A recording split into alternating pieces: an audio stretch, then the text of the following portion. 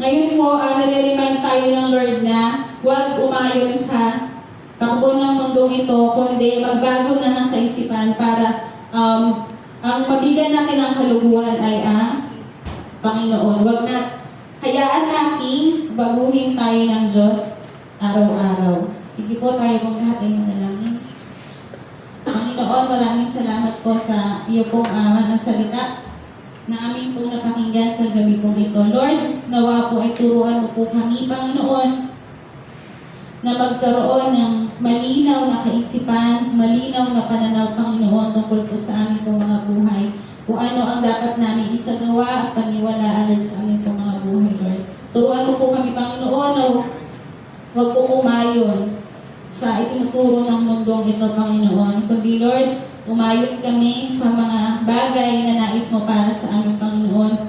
And Lord, sa panahon pong ito, nakita na po namin kung gaano mapanlil lang ang kaaway na ang mga mali ay para nagiging tama na po sa iba. Pero Lord God, turuan mo po ang bawat isa sa amin na mag-stand sa aming faith, Panginoon, na makita sa amin na yung pananaw mo, Panginoon, ang makita ang nangyari sa amin po mga buhay. Maraming pong salamat, Lord. Sa iyo po namin pinagkakatiwala ang lahat sa pangalan ng Jesus. Amen. Amen.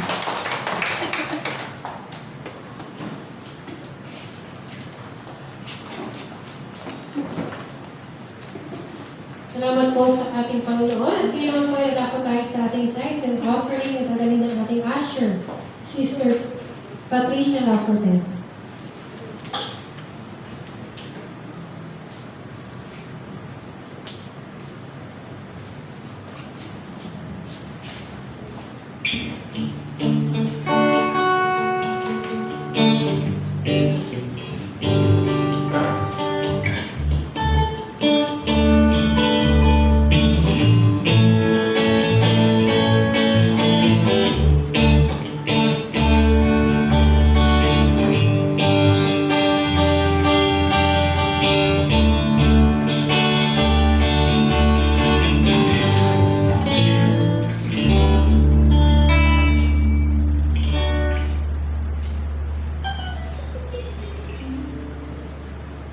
Pag-pray po natin mga Lord. Maraming salamat, Panginoon, sa araw na ito, Panginoon, sa blessings na ibinibigay niyo po sa amin sa araw-araw.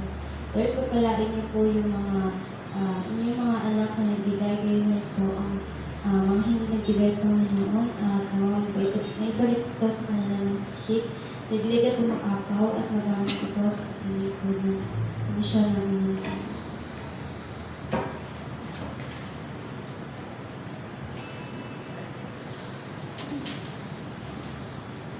Para naman po sa ating mga announcements. IRM San Isidro Worship Service every Sunday po ito at 2 p.m. Midweek Service and Prayer Meeting September 18, 7 p.m. Speaker po natin, Jack Ofenderan. Ang ating worship leader, Sister Cristina Barza.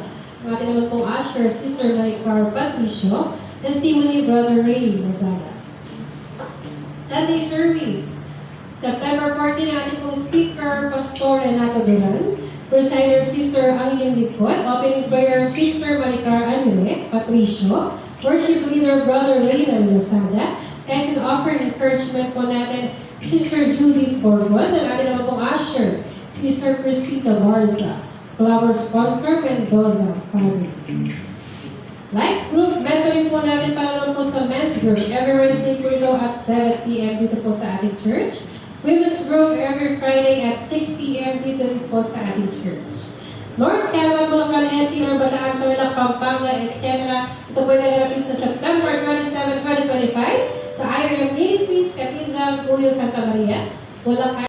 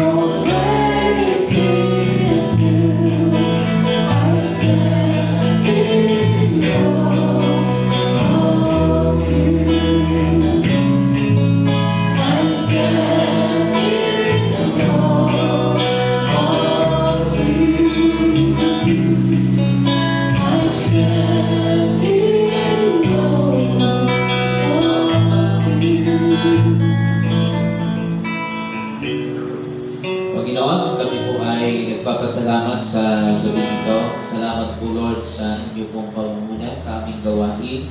Salamat po sa inyo pong mga salita at sa tagapagbahagi nito, Panginoon.